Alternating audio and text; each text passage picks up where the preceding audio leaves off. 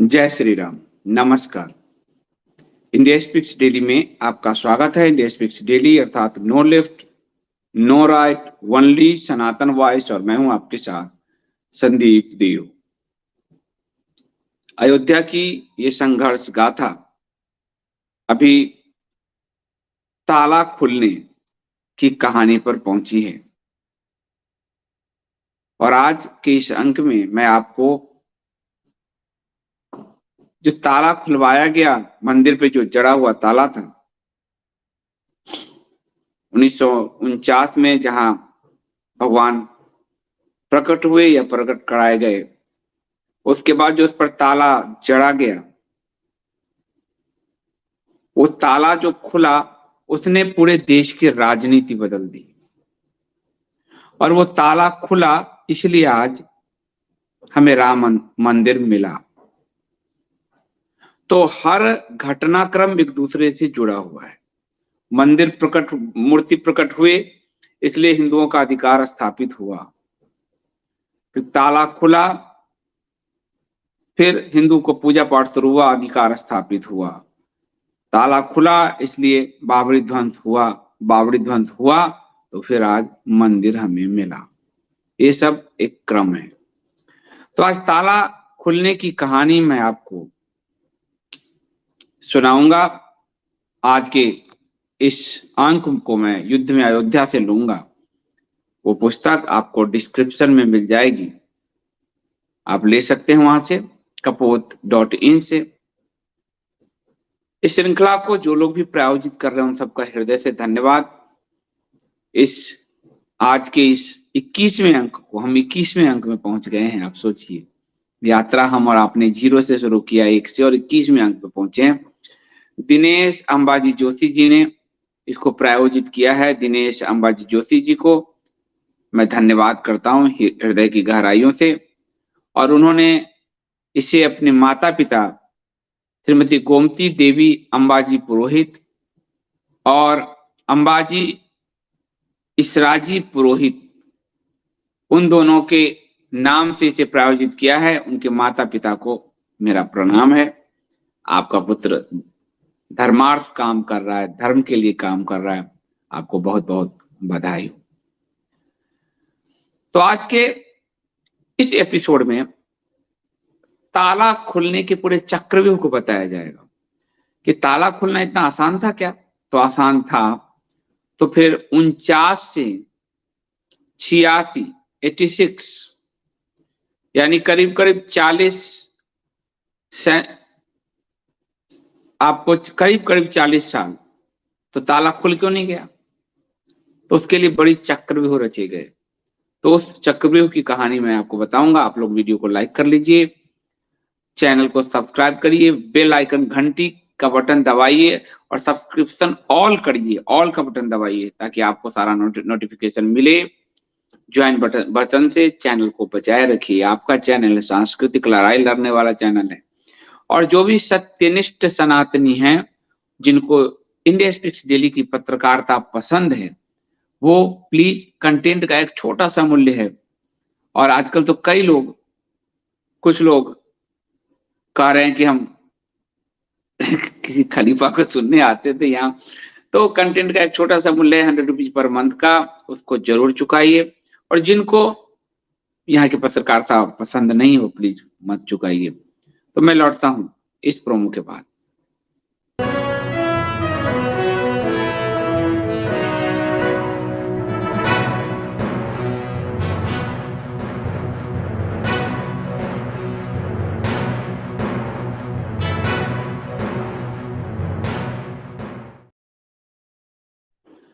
हेमंत शर्मा जी की पुस्तक,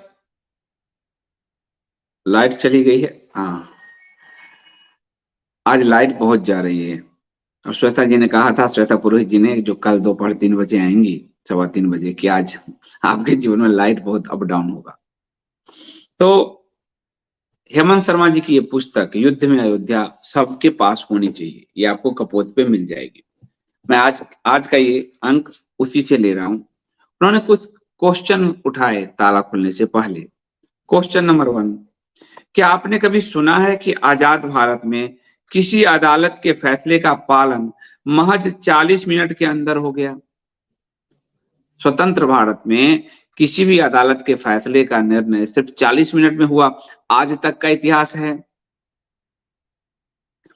अयोध्या में 1 फरवरी 1986 को विवादित इमारत का ताला खोलने का आदेश फैजाबाद के जिला जज देते हैं और राज्य सरकार 40 मिनट के अंदर उसे लागू कर देती है। 40 मिनट के अंदर ताला तोड़वा देती है। ऐसा कभी हुआ था इतिहास में? जो लोग इतिहास से परिचित नहीं है वो बताएं।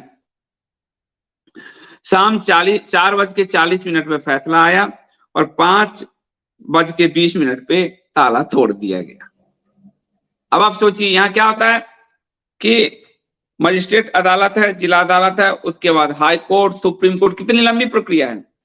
यही फैसला जो सुप्रीम कोर्ट ने 2019 में दिया है वो 2010 में हाई कोर्ट दे चुकी है, थोड़े से इधर उधर के साथ। लेकिन यहाँ एक अदालत 4:40 पे फैसला देती है और 5:20 पे ताला तोड़ दिया जाता है। किसके द्वारा? सरकार के द्वारा। ठीक है।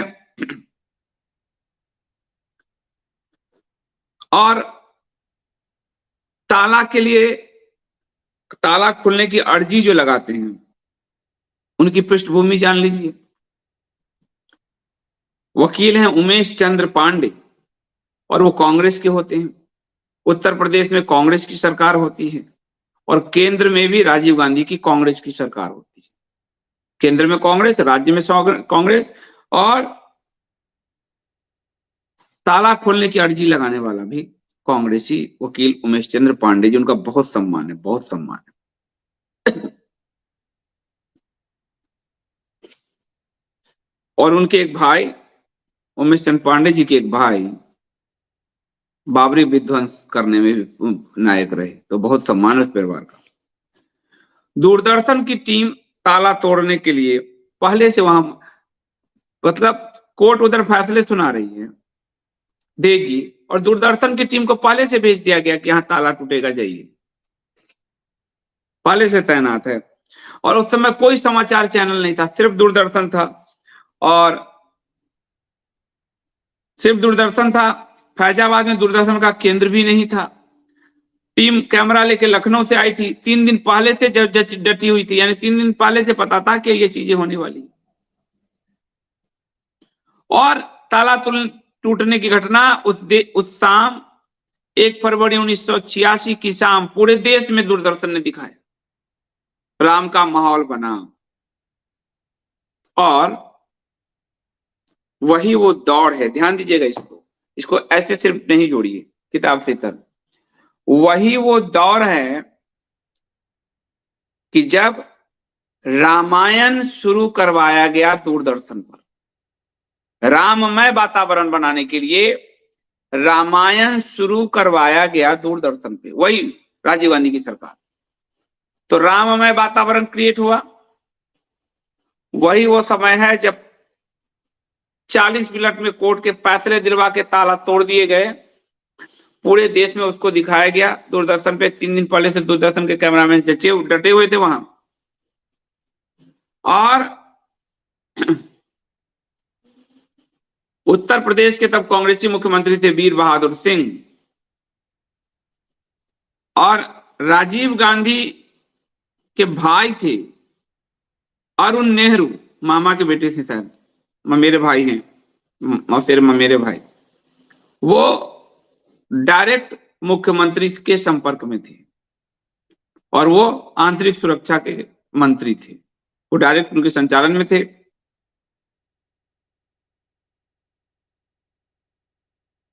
केंद्र की तरफ से यह आदेश गया राज्य की सरकार को कि जब ये आदेश दिया जाएगा अदालत द्वारा, तो आप राज्य सरकार की ओर से अदालत में कोई हलफनामा मत दीजिएगा कि लॉ एंड ऑर्डर खराब होगा, देखना होगा ना। जो आज लोग कह रहे हैं सरकार ने दिलाया सुप्रीम कोर्ट से ऑर्डर, ऐसे लोग क्या ऐसा कोई प्रमाण दे सकते हैं 40 मिनट में ऑर्डर हुए हों? क्या वो ऐसा कोई प्रमाण दे सकते हैं कि कोर्ट के बाहर आप कोई हलफनामा आदि नहीं देना, कुछ भी नहीं, उस पर कोई बहस नहीं होना, ऐसा कोई आदेश किसी को दिया गया हो? ना। उल्टा जनता को आदेश था हिंदुओं को कि अपना आप जुलूस मत निकालिए, प्रसन्नता मत जाहिर कीजिए। फैजाबाद के कलेक्टर और पुलिस सुप्रिंटेंडेंट को अदालत में हाजिर होकर यह कहना था कि ताला खुलेगा तो प्रशासन ऐतराज नहीं करेगा। दोनों इससे तैयार थे। जज ने पूछा, बोले मिलावट में कोई ऐतराज नहीं, पहले से उनको आदेश था। मुख्यमंत्री तब के वीर बहादुर सिंह ने हेमंत जी को बताया कि फैजाबाद के कमिश्नर को सीधे दिल्ली से आदेश था। मुख्यमंत्री को भी बाईपास कर दिया गया, जो अपने ही पार्टी के मुख्यमंत्री थे।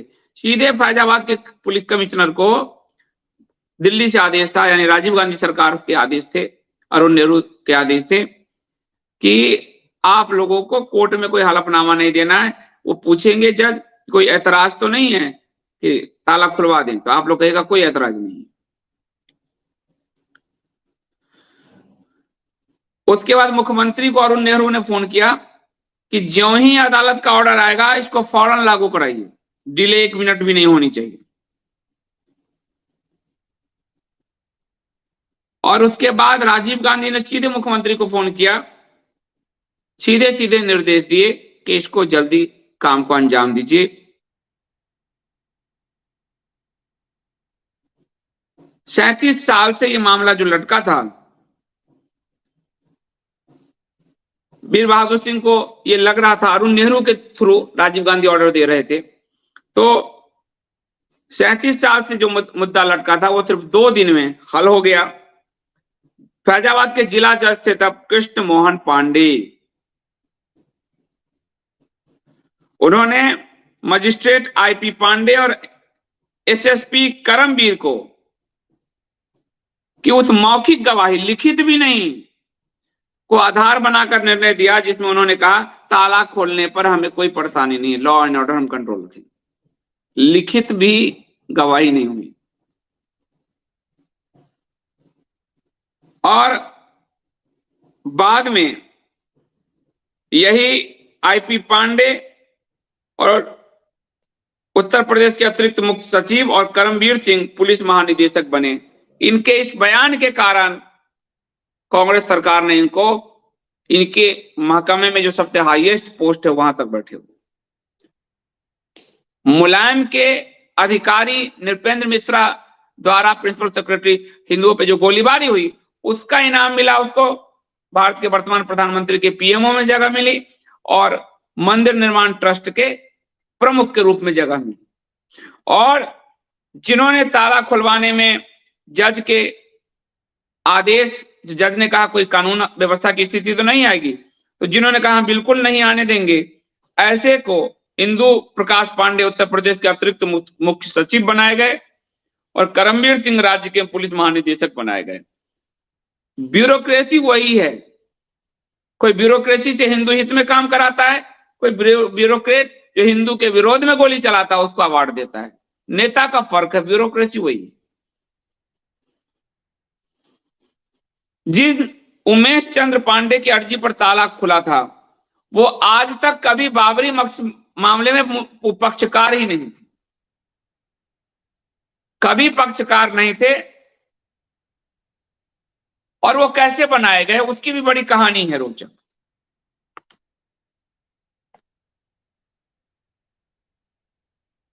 अरुण नेहरू ने राजीव गांधी से कहा, अरुण नेहरू ने मतलब राजीव गांधी ने अरुण नेहरू से कहा कि वीर बहादुर से बात करो। वीर बहादुर मतलब उत्तर प्रदेश के कांग्रेसी मुख्यमंत्री, उनसे कहिए कि वो ये काम करवाएं, ताला खुलवाएं। अरुण नेहरू ने वीर बहादुर सिंह से बात की, उन्हें रास्ता बताया कि कैसे ये ताला खुलेगा और क्या क्या आपको करना है। अरुण नेहरू चाहते थे कि राजीव गांधी भी वीर बहादुर सिंह को कहे ताकि इसको उनको कॉन्फिडेंस आए, इतना बड़ा काम करने जा रहे हैं। और अरुण नेहरू ने वीर बहादुर सिंह को फोन लगाकर राजीव गांधी को पकड़ा दिया कि आपसे प्राइम मिनिस्टर बात करेंगे, मंदिर का ताला खुलवाना है। ऐसा आपके पास कोई 19 वाले में ऑर्डर आया है जो लोग घूम रहे हैं? कहीं है आपके पास कोई सबूत? या तो लिखित सबूत है। वीर बहादुर सिंह ने राजीव गांधी से बातचीत की और कहा प्रधानमंत्री जी आप चिंता मत करिए, काम हो जाएगा।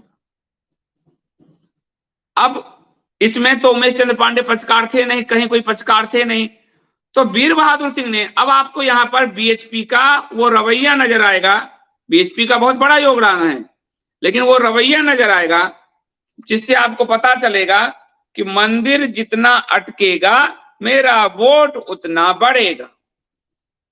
तो वीर बहादुर सिंह गोरखपुर के थे और गोरखपुर के गोरक्षपीठ के महंत थे महंत अवेद्यनाथ, जो योगी आदित्यनाथ के गुरु हैं, जो अब शरीर में नहीं है। योगी महंत अवेद्यनाथ को राम जन्मभूमि मुक्ति यज्ञ समिति का अध्यक्ष बनाया गया था। वीर बहादुर सिंह ने सीधे सीधे महंत अवेद्यनाथ को फोन किया और विश्व हिंदू परिषद को संदेश दिया कि राम जन्मभूमि का ताला खुल जाएगा, आपकी तरफ से एक अर्जी डलवाई। विश्व हिंदू परिषद को कहा, महंत अवेद्यनाथ जी को कहा कि आप प्रधानमंत्री चाहते हैं ये ताला खुले, इसलिए इसमें अदालत में एक अर्जी डालनी है, तो आप इसमें अर्जी डलवाइए। और हेमंत जी ने ये आरिफ मोहम्मद खान जो केरल के राज्यपाल हैं उनसे बात करके, क्योंकि वो राजीव गांधी के सरकार में मंत्री थे, अर्जी डलवाना कोई बड़ी बात नहीं थी, आरिफ मोहम्मद खान ने कहा, क्योंकि हर साल फैजाबाद में ऐसे दरखास्त कोर्ट में लगाई जाती थी और जिला प्रशासन को नोटिस जारी होता था, जिला प्रशासन हलफनामा देता था कि ऐसा करना उचित नहीं है, मंदिर का ताला नहीं खोल सकते थे, दंगा फसाद होगा, और आवेदन रद्द हो जाता था। यह हर साल होता था, तो इस बार भी कोई नया नहीं था मामला। लेकिन मुख्यमंत्री वीर बहादुर सिंह जी ने फोन किया महंत अवेद्यनाथ जी को और विहिप को कि आप अर्जी लगवाइए, इस बार काम हो जाएगा। विहिप ने और महंत अवेद्यनाथ जी ने कोई जवाब नहीं दिया, एप्लीकेशन नहीं लगाया, क्योंकि राजीव गांधी का ही फायदा न उठा रहे कांग्रेस सरकार। ये ऐसी राजनीति नहीं हुई है केवल। कोई सकारात्मक जवाब ना महंत अवेद्यनाथ जी की तरफ से आया और ना विश्व हिंदू परिषद की तरफ से आया। अर्जी लगवानी थी क्योंकि प्राइम मिनिस्टर का आदेश था कि ताला खुलवाना है, तब आनन फानन में कांग्रेसी पृष्ठभूमि वाले वकील उमेश चंद्र पांडे जी से अर्जी दाखिल करवाई गई। विहिप संघ परिवार भाजपा अर्जी लगाने नहीं आया, फोन करके कहने के बावजूद नहीं आया। ये उमेश चंद्र पांडे जी आए और उमेश चंद्र पांडे जी के एक भाई बाबरी ध्वंस में आए, उस वक्त भी संघ ने उनको साथ नहीं दिया। तो उमेश चंद्र पांडे जी ने अर्जी दाखिल की, जज ने दूसरे रोज ही सरकार को नोटिस जारी कर दिया और डीएम एसएसपी दोनों कोर्ट में हाजिर हो गए सरकार की ओर से। दोनों से पूछा कोर्ट ने कोई एतराज है, दोनों ने कहा एतराज नहीं है, ताला खुला तो सब संभाल लेंगे, कानून व्यवस्था की समस्या नहीं आने देंगे। जज ने पूछा आप लोग अपने स्टैंड के बाबत राज्य सरकार से पूछ चुके हैं? जज पूछ रहे हैं। इन दोनों अधिकारियों का प्रश्न देखो, कोर्ट का इससे कोई ताल्लुक नहीं, हम मौके पर हैं, हमारे बयान पर्याप्त हैं। दिल्ली से प्रधान मिनिस्टर का फोन है तो हम फैसला ले सकते हैं, राज्य सरकार की कोई आवश्यकता नहीं है। राज्य सरकार का ही अधिकारी ये कह रहा है कोर्ट को कि अब आप राज्य सरकार से पूछने के नाम पर एक दिन डिले मत करिए एप्लीकेशन लगाने, हम कह रहे हैं कि हम कोई दंगा नहीं होने देंगे, ताला खोलने का आप ऑर्डर दीजिए बस। उसके बाद जज साहब के पेशकार ने कहा जज साहब को थोड़ा समय दीजिए। जज साहब को कहा गया दूरदर्शन की टीम आ चुकी है। जज साहब समझ गए प्राइम मिनिस्टर का ऑर्डर आ चुका है। जज साहब नतीजे पे पहुंचे, कहा कि राज्य इस मामले से राज्य पूरी तरह से अवगत है। जज ने आदेश दिया ताला खोल दिया जाए और ताला खोल दिया गया। इसके बाद ताला खोल दिया जाए, उसके बाद अर्जी भी लगाया गया। इसमें मुस्लिम पक्ष की ओर से अर्जी लगाया गया कि ताला ना खोला जाए, जज साहब ने उनको सुना ही नहीं, उसकी दरखास्त को रद्द कर दिया। ऐसे एक सरकार ने काम किया जी। आपको दिखेगा ये गैर कानूनी है, पर सरकार जब करती है तो ऐसे करती है। ये है सरकार की न्यायपालिका में भूमिका, जो न्यायपालिका को कह के ताला खुलवा दिया जो करीब 40 साल तक नहीं खुल रहा था, और अपने अधिकारी भेज दिए, अपने मुख्यमंत्री दौड़ा दिए, सब कर दिए, दूरदर्शन की टीम भेज दी 3 दिन पहले, और ताला खुल गया। और मुख्यमंत्री को कहा कि अपने, और व्हीप अवैधनाथ जी, इनको कहा गया, इन्होंने कोई अर्जी नहीं लगाई कि राजीव गांधी के समय खुलेगा तो फायदा किसका। ये हमेशा, मैं कल के एपिसोड में आपको बताऊंगा, उस दिन मैंने बताया था लिंक खुल के कि राजीव गांधी फाइनल मंदिर बनवाने पे पहुंच गए थे, कहा इससे तो फायदा कांग्रेस का हो जाएगा, हमारा फायदा चाहिए। तो राजीव गांधी ताला खुलवाएंगे तो फायदा होगा। तो व्हीप ने, अवैधनाथ जी के राम जन्मभूमि मुक्ति समिति ने चुप्पी ला दी कि हम अर्जी नहीं लगाएंगे। तब कांग्रेसी एक वकील को खड़ा किया गया कि अर्जी लगाओ, जो इस पूरे मामले में कहीं थे ही नहीं। कोर्ट में पता चला कि ताला किसने लगाई थी, तो कहा जी पता नहीं किसने लगाई थी। ताला लगाने अदालत के आदेश थे, अदालत का कोई आदेश ही नहीं मिला कि ताला लगाया गया, यानी अवैध रूप से ही ताला लगा हुआ था। इतने साल से कोई आदेश नहीं था। तो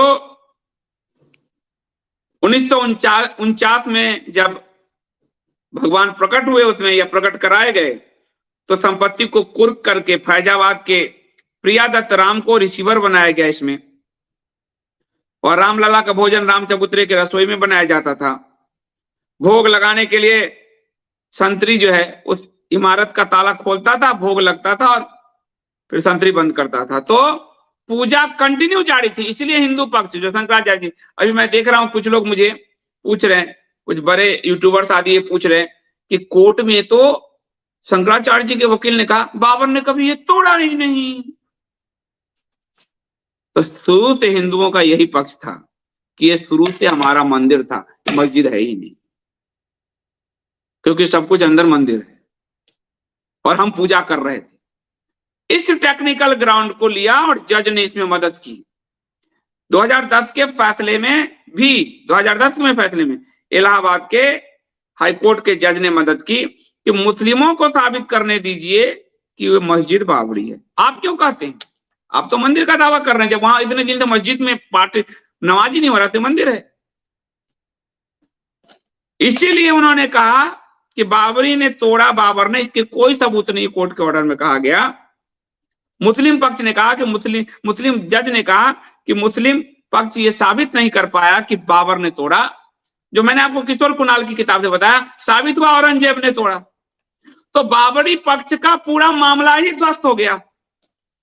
अब इस फैसला करने वाले और इस मामले पे जो लड़ने वालों को आज ट्विटर और फेसबुक पे बदनाम किया जा रहा है कि वो तो कह रहे हैं बाबर ने तोड़ा ही नहीं। बाबर ने नहीं तोड़ा, ओरिजिनली बात है, बाबर ने नहीं तोड़ा। कोर्ट के फैसले पर नहीं है, बदनाम कर रहे हैं सबको।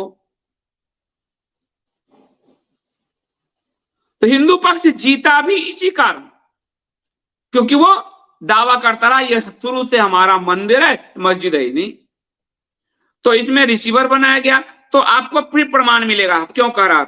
1939 में अदालत ने उस संपत्ति को कुर्क करके उस पर जो लगाया, मंदिर में भगवान प्रकट हुए, और फैजाबाद के प्रिया दत्त राम को रिसीवर बना दिया। रामलला का भोजन राम चबूतरे पे बनता, और भोग लगाने के लिए संतरी उस इमारत का ताला खोलता, और इस तरह से भोग लग रहा था। मस्जिद के अंदर भोग लगता है, वो मंदिर ही था हमारा। यही प्रूफ हुआ अदालत में। वही तो मैं कह रहा हूं कि आपको जो बाहर इतना वितंडा है, वो सब अदालत के फैसले से बाहर सिर्फ पॉलिटिकल वितंडा है, वो ओरिजिनल नहीं है उसमें कुछ भी। 71 में रिसीवर प्रिया दत्त राम की मृत्यु हो गई। नया रिसीवर निर्मोही अखाड़ा और नया रिसीवर बनाए गए, उससे निर्मोही अखाड़ा का विवाद हो गया। कानूनी विवाद में अदालत जो है रिसीवर नियुक्त करती है जो संपत्ति की देखभाल करता है, और निर्मोही अखाड़ा और नए रिसीवर के विवाद के बाद पुलिस ने दखल देकर उसमें ताला लगा दिया। कोई अदालत का आदेश था ही नहीं ताला लगाने का। अभी तक तो ये लगता है कि 49 के बाद अदालत ने आदेश दे दिया, लेकिन बात ये सही नहीं है। अदालत का कोई आदेश नहीं था। निर्मोही अखाड़ा और रिसीवर में जब विवाद होने लगा तो पुलिस ने ताला लगा दिया और संतरी बदलता गया, चाबी बदलते गए। 2 दरवाजे थे, अभी भी एक दरवाजा भोग लगाने और प्रार्थना के लिए हमेशा खुला रहता था। यानी एक ताला दरवाजा हमेशा खुला रहता था जिससे हिंदू पुजारी उसमें भोग लगाते थे। तो पूजा हो रहा था तो मस्जिद कहाँ है उसमें? जज ने पूछा गिलानी से हाईकोर्ट के में कि क्या किसी मस्जिद में पूजा इस तरह से हो सकती है? तो नहीं। तो फिर तो कैसे है वो मस्जिद? उन्होंने पूछा कि क्या बाबर ने इतना पोर्शन तोड़ के बाकी मंदिर छोड़ दिया, क्या ये संभव है? बोला नहीं। फिर कैसे है मस्जिद? साबित करो। 90 दिन के बहस में 50 दिन लगातार मुस्लिम पक्ष को दिया गया। 50 दिन साबित नहीं कर पाया कि वो बाबरी था। आज जिनको ये लोग बदनाम करते घूमते हैं कि शंकराचार्य जी के पक्ष में बोला जाता है, और लेकिन उन्होंने कहा कि फैसले में तो बाबर ने तोड़ा ही नहीं। तो हाँ, बाबर ने तोड़ा ही नहीं। और तब 40 दिन मात्र मिला हिंदू पक्ष को, उसमें भी 24 दिन मिला शंकराचार्य जी के वकील को, जिन्होंने साबित किया कि वो मंदिर ही था। और बाद में भी जो आप देख रहे हो रिसीवर नियुक्त करके, एक दरवाजा खुला हुआ है, पूजा पाठ हो रहा, भोग आरती हो रहा है उनके अंदर, तो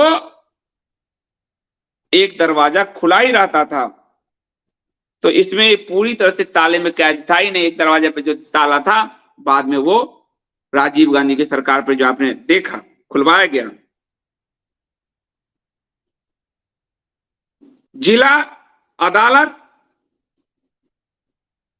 को जिला प्रशासन के जरिए केंद्र सरकार जो है ये सारे ऑर्डर करवा रही थी, डिसीजन दिलवा रही थी। ये जो है बाद में ताला को बंद करने के लिए वकील मुस्ताद अहमद सिद्दीकी ने एक अर्जी अदालत में रखने की कोशिश की। जज ने कहा सुनेंगे तुम्हें, सुनेंगे। जज साहब ने फैसला सुना दिया, अपील की इजाजत तक नहीं दी। ये होता है सरकार का हस्तक्षेप। जो लोग कहते हैं हमारे पास बहुमत नहीं, राज्यसभा में ढेकना नहीं, ये नहीं, ये नहीं, कैसे लोगों को मूर्ख बनाया जाता है। और अदालत ने नहीं, इन्होंने फैसला दिलवाया, सुल्तान। ये है डिसीजन के इस तरह का। सुप्रीम कोर्ट में एक इंटरफेयर दिखा दो तो लगातार जो फैसले हुए सब रिकॉर्ड वीडियो पे है। एक डिसीजन दिखा दो, एक डिसीजन दिखाओ कि सरकार के पक्ष के वकील ने कोई आर्ग्यू इस तरह का किया हो, तो सत्य रहेगा ना भाई। बिल्कुल आपके समय में हुई है, आपको श्रेय जाता है, परंतु झूठी बात तो नहीं हो सकती। राम जी के नाम पर झूठ तो नहीं बोला जा सकता कि आपने डिसीजन दिलवाए। इस तरह का एक डिसीजन दिखाओ अपने पूरे पॉलिटिकल कैरियर में, एक नहीं है। तो जिला जज फैसला देते हैं, डीएम एसएसपी जिला जज को पहुंचाने उनके घर जाते हैं, उनकी सुरक्षा बढ़ाई जाती है। घर वो पहुंचते हैं, 40 मिनट में ताला तोड़ दिया जाता है। और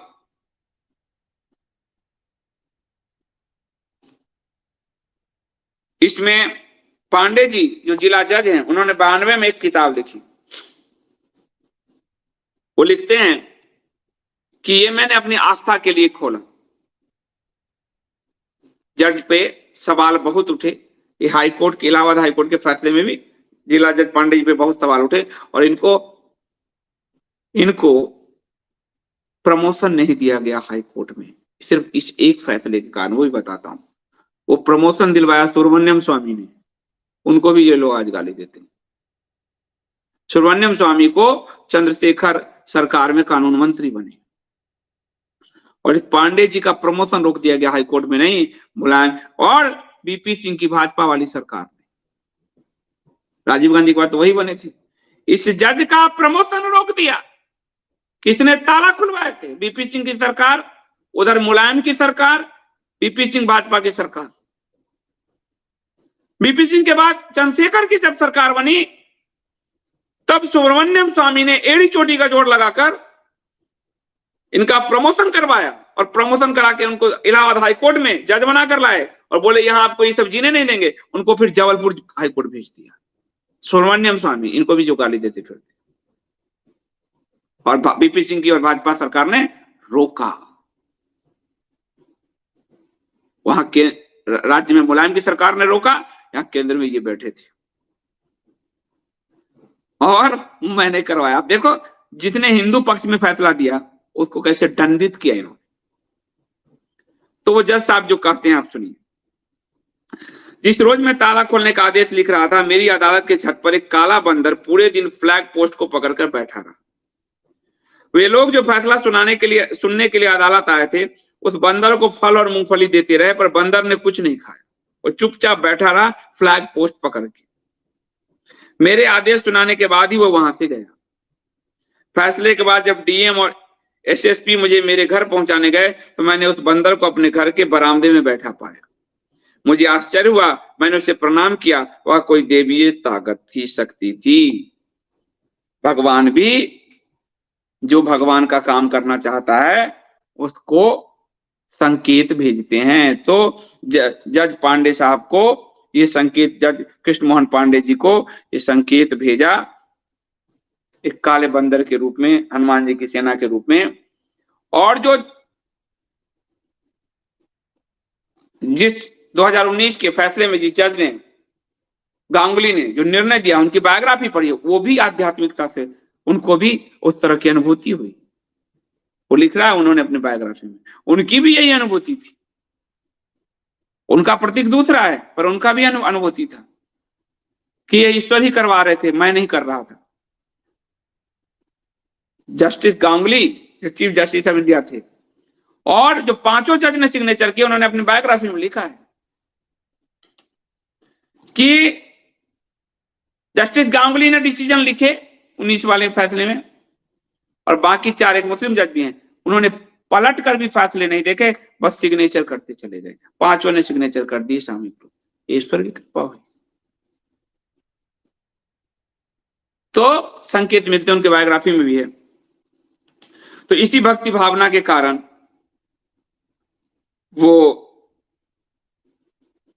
उन्होंने ताला खोला। उन्होंने कहा, और जो याचिकाकर्ता उमेश चंद पांडे थे, उन्होंने कहा मैं तो रात भर सो ही नहीं सका, मुझे तो विश्वास ही नहीं हुआ कि मेरी एक ही याचिका पे ताला खुल जाएगा, और याचिका तो उनसे सरकार ने लगवाई थी, तो ताला तो खुलना ही था। तो कृष्ण मोहन पांडे जो हैं, उनको बीपी सिंह और भाजपा की सरकार ने हाई कोर्ट में जज बनाने के बाद चली। तो देखिए लिखा है हेमंत शर्मा जी ने, केएम पांडे के जब हाईकोर्ट में जज बनाने की बात चली, तो बीपी सिंह की सरकार ने खच्चर फंसा दिया, जो भाजपा के समर्थन से चल रही थी, और उनकी फाइल में प्रतिकूल टिप्पणी लिख दी। भाजपा आप देखो कितना हिंदू पक्ष वाला सरकार पार्टी, आप देखते जाओ। मुलायम सिंह यादव ने भी उनके जज बनने का विरोध किया। उसके बाद बीपी सिंह के बाद चंद्रशेखर की सरकार बनी, कानून मंत्री बने सुब्रमण्यम स्वामी। उन्होंने चंद्रशेखर छोटे से कार्यकाल में कानून मंत्री के रूप में सुब्रमण्यम स्वामी ने बड़े बड़े काम किए हैं। जम्मू के आतंकवादियों को नाक के नानी याद दिला दी थी। उन्होंने जज बनाने की फाइल फिर से खोली, और सुब्रमण्यम स्वामी कहते हैं कि प्रधानमंत्री बीपी सिंह और उनके ताकतवर अधिकारी बूढ़े लाल केएम पांडे को हाईकोर्ट का जज बनाने के खिलाफ थे, जिन्होंने ताला खोलने का ऑर्डर दिया। मुलायम सिंह यादव भी उसको जज बनाना नहीं चाहते थे। राज्य सरकार ने उस पर लिख दिया था। इन्होंने 86 में बाबरी मस्जिद का ताला खुलवाने का विवादित फैसला दिया था, इसलिए इन्हें हाईकोर्ट में जज नहीं बनाया जाए। स्पष्ट। सुब्रमण्यम स्वामी लगे रहे, मुलायम से मनवाया क्योंकि राज्य सरकार की संस्तुति जाएगी, तो बनाया। और उसके बाद सुब्रमण्यम स्वामी ने कहा कि मुलायम सरकार के 2-3 काम मेरे मंत्रालय में फंसे थे, मैंने कहा अगर तूने नहीं किया तो मैं नहीं करूंगा। ऐसे हुआ केंद्र सरकार। तो ये हुई केंद्र सरकार की भूमिका। राज्य इनकी ऐसी है कोई भूमिका, तुम्हारे 2-3 काम मैं नहीं करूंगा जब तक कि तुम केएम पांडे को हाईकोर्ट के जज की संस्तुति मेरे पास नहीं भेजती। तो मुलायम सिंह को लगने लगा कि चंद्रशेखर की सरकार अड़ियल है और ये बनाकर ही रहेगी। उसके बाद 24 जनवरी 1991 को केएम पांडे को इलाहाबाद हाईकोर्ट का जज बनाया गया। लेकिन 1 महीने के अंदर ही उनका ट्रांसफर मध्य प्रदेश हाईकोर्ट किया गया। सुब्रमण्यम स्वामी के अनुसार पांडे को इलाहाबाद में आजम खां, मुलायम सिंह बेवजह का विवाद उसके लिए कर रहे थे। मैंने उनको कहा कि जबलपुर हाईकोर्ट जाना होगा। जबलपुर हाईकोर्ट से वो रिटायर हुए।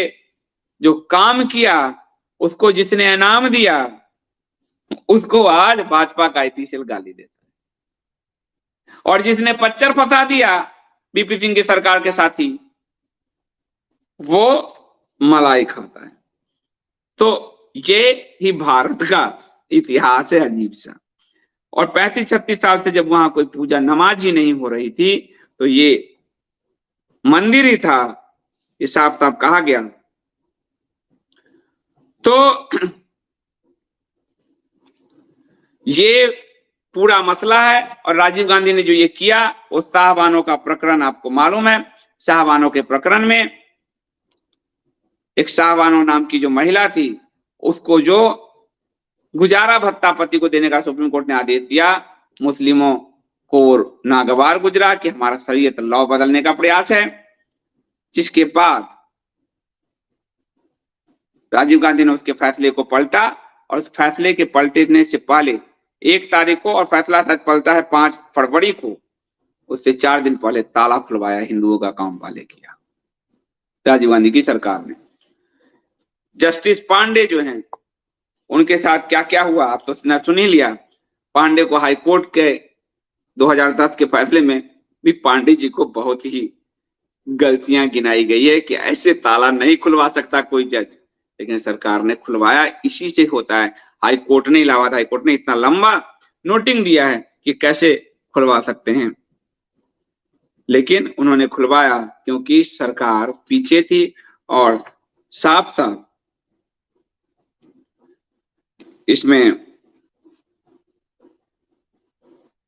केंद्र और राज्य सरकार की भूमिका थी। राजीव गांधी के जो भाई और मंत्री थे आंतरिक सुरक्षा अरुण नेहरू, वो सीधे उत्तर प्रदेश के मुख्यमंत्री वीर बहादुर सिंह जी को आदेश दे रहे थे कि आप ताला खुलवाइए। और सबसे बड़ी बात कि ताला खुलवाने के लिए वीर बहादुर सिंह जी ने विश्व हिंदू परिषद महंत अवेद्यनाथ को फोन करके कहा कि किसी से अर्जी लगवाओ, आदेश है प्रधानमंत्री का, ताला खुल जाएगा। नहीं लगवाया। मंदिर ये कहते हैं नहीं तो कभी नहीं बनता, मंदिर तब बन सकता था तब कांग्रेस के ही उमेश चंद्र पांडे वकील को खड़ा किया गया। तो ताला खुलवाने की ये है चक्रव्यूह की कहानी। अब इसका एक दूसरा पक्ष है। राजीव गांधी शंकराचार्य स्वरूपानंद सरस्वती जी को आप सबका कहते हैं कि कांग्रेस का क्या कांग्रेसी हैं लोग कह ही रहे हैं, कहते ही हैं, पर उन्होंने कांग्रेस, और मैंने दिन में बताया, विहिप के गठजोड़ से जो शिलान्यास हुआ था उसका विरोध किया क्योंकि वो गर्भगृह से दूर था। और उससे पहले कि आपको फैसले में बता चुका हूं मैं कि नरसिम्हा राव ने जब जमीन ट्रांसफर नहीं किए तब भी उनके खिलाफ वो पड़े। आपको ये भी पता होगा कि जो विवादित स्थल था उसके आसपास की जितनी जमीन है उसका अधिग्रहण भी कांग्रेस की सरकार ने किया था, राज्य सरकार ने। बाद में नरसिम्हा राव ने किया उसको विवादित जमीन, उसके पहले की जितने वो कांग्रेस की राज्य सरकार ने किया था। तो अयोध्या में जब ये ताला खोलने के लिए उन्होंने पिटीशन तो नहीं डाले, पर विहिप आदि ने क्या किए कि ताला नहीं खुला तो हम अनशन करेंगे। उसमें सबसे बड़ा था कि शायद रामचंद्र परमहंस ने कहा कि मैं शरीर में आग लगा लूंगा यदि ताला नहीं खुला तो। रामचंद्र दास जी ने जो मुक्ति यज्ञ समिति के उपाध्यक्ष थे, उन्होंने ऐलान किया कि 86 के रामनवमी तक ताला नहीं खुला वो आत्मदाह कर लेंगे। ये इतना बड़ा विश्व हिंदू परिषद आदि ने जो राम जन्मभूमि मुक्ति यज्ञ बनाया जिसके अध्यक्ष महंत अवेद्यनाथ थे, इतना बड़ा बयान उन्होंने दिया उपाध्यक्ष परमहंस रामचंद्र दास जी ने। इसके बावजूद जब सरकार ने कहा हम खोल रहे हैं, अर्जी लगाओ, तो बीएचपी अर्जी लगाने से भाग गई। यानी वो चाहती थी कि परमहंस रामचंद्र दास जी और वो हठी थे, आत्मदाह आदि करे तो देश भर में बवाल हो, फिर इनकी राजनीति कटे, इनकी राजनीति चले। और इसलिए महंत अवेद्यनाथ जी का नाम है इस पुस्तक में। उनसे वीर बहादुर जी ने जब बात किया तो उन्होंने कोई सा, वीर बहादुर सिंह जी ने जब बात किया, मुख्यमंत्री ने कोई नहीं अर्जी लगाने के लिए कोई सकारात्मक जवाब नहीं दिया। तब कांग्रेस पृष्ठभूमि के वकील उमेश चंद्र पांडे जी को कांग्रेस ने खड़ा किया। जब रामचंद्र दास जी ये ऐलान कर रहे थे तो राजीव गांधी ने बात किया तत्कालीन शंकराचार्य स्वरूपानंद सरस्वती जी से, वो भी अखबार की कटिंग आपको दिखाई, और इन्होंने भी कहा कि आप ताला खुलवा दीजिए, तो ये आत्मदाह वाली बात घटना बंद हो जाएगी। इन्होंने कहा ताला खुलवा दीजिए, कांग्रेस ने अपने वकील भेज के ताले खुलवाए, जज को कहा कि पूरी सरकार झोंकी, लेकिन इन्होंने बीप वालों ने अर्जी नहीं लगाई। आप समझ रहे हो? तो और जब मंदिर का ताला खुल गया तो बीप घबरा गई कि अब तो हमारे हिसाब, अब तो मेरी भाजपा अनाथ हो जाएगी, अब क्या करें? तो इन्होंने एक नया नारा दे दिया, अब मंदिर बनवा कर दो। इनको लगा अब तो कांग्रेस को मिल जाएगा माइलेज, तो कहा ताला खुलना नहीं, अब मंदिर बनवा के दो। तो कल के एपिसोड में, रात्रि में, कल तो दिन में श्वेता जी आएंगी, वो आपको बताऊंगा कि 4 फार्मूला पे राजीव गांधी मंदिर बनवाने को भी तैयार हो गए। फिर वहां से बीप ने कहा हम नहीं बनने देंगे, फिर भाजपा को लाभ कैसे मिलेगा? ये शब्द कहे, ये तो कांग्रेस को लाभ मिल जाएगा, हमें कैसे लाभ मिलेगा? तो राजनीति ये है, इसमें ना कोई अच्छा है ना बुरा है। कोई राजीव गांधी और कांग्रेस भी ऐसा नहीं कि खूब हिंदू हित के लिए कर रहे थे, वो मुस्लिम पच्चर में फंस चुके थे, तो वो हिंदुओं के लिए करना चाहते थे। लेकिन चूंकि उनकी मां हिंदू राजनीति करती आ रही थी और राजीव गांधी को वोट मिला 410 हिंदुओं का, तो वो हिंदू मेजोरिटी को भी निराश नहीं करना चाहते थे और मुस्लिम के दबाव में अपने जो है शाहबानो खोला। तो हिंदू मेजोरिटी के लिए उन्होंने बाबरी एक्शन कमेटी से समझौते किए कि तुम कभी भी मंदिर का, राम अयोध्या में जो मंदिर बनेगा उसका विरोध नहीं करोगे। राजीव गांधी के जीवित रहते हुए बाबरी एक्शन कमेटी हरकत में नहीं आई थी। ये सब ऐसे इतिहास है जो आपको कहीं नहीं पता चलेगा, किताबों में है, आप किताब पढ़ सकते हैं, और नहीं तो आप, मैं आपको शॉर्ट में बता ही रहा हूं। तो आज आपको ये जो ताला खुलने का रहस्य है वो पता चला कि डायरेक्ट सरकार ही ताला खुलवा रही थी। तो इसके बाद मैं आपसे कल मिलूंगा, कल दोपहर श्वेता पुरोहित जी आएंगी। उसके बाद आपको एक एपिसोड और लूंगा मैं कि कैसे मंदिर का फार्मूला तैयार हो गया था। उस दिन मैंने आपको एक दिन बताया ना शॉर्ट में, और मंदिर का फार्मूला तैयार होके गर्भगृह के ऊपर ही मंदिर राजीव गांधी बनवाने जा रहे थे।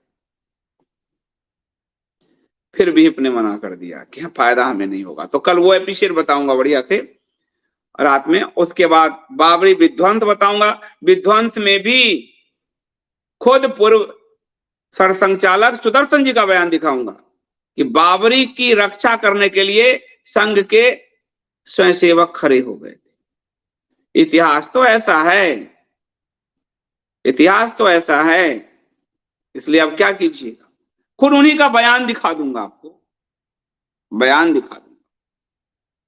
तो आप सबका बहुत बहुत धन्यवाद। और आप सब आते हैं, वरना कौन सुनता है आज के समय में इतिहास, पर आप सब आते हैं, आप सबका धन्यवाद। और आप सब इसको प्रायोजित करते हैं उसके लिए भी धन्यवाद। इससे मुझे एक प्रेरणा मिलती है कि सत्य के राही कुछ लोग तो हैं जिसके कारण सत्य लगातार कहना चाहिए। अभी के लिए इतना ही, बहुत बहुत धन्यवाद। आप सबको शुभ रात्रि। तो कल दोपहर 3:15 बजे मिलते हैं श्वेता पुरोहित जी के साथ राम जन्मभूमि प्राण प्रतिष्ठा पर, उनके पॉइंट ऑफ व्यू को जानने के लिए। अभी के लिए इतना ही, शुभ रात्रि, जय श्री राम।